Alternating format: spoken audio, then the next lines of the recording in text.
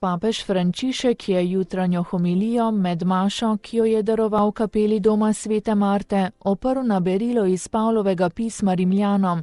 Izpostavil je, da ko Bog pokloni dar, je ta dar nepreklicno dan. Ne da ga danes, jutri pa ga vzame nazaj. Ko Bog kliče, ta klic ostane za vse življenje. V zgodovini zveličanja so bili 3 darovi in klici, ki jih je Bog namenil svojemu ljudstvu, je pojasnil sveti oče. In vsi so bili nepreklicni, kajti Bog je zvesti. To so dar izvolitve, dar obljube in dar zaveze. Tako je bilo za Abrahama in tako je za vsakega med nami. Vsak med nami je izvoljen od Boga.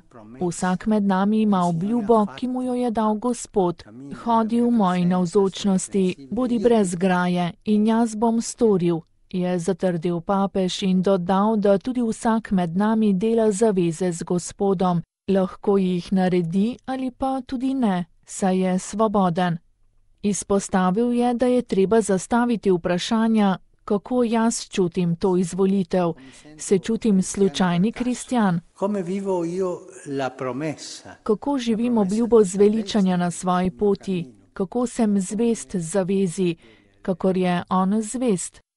Pred to zvestobo, ki je Bog, nam ne preostane drugega, kot da se vprašamo, ali to zvestobo čutimo kot njegovo ljubkovanje, kot njegovo skrb za nas in njegovo iskanje, kadar se oddaljimo.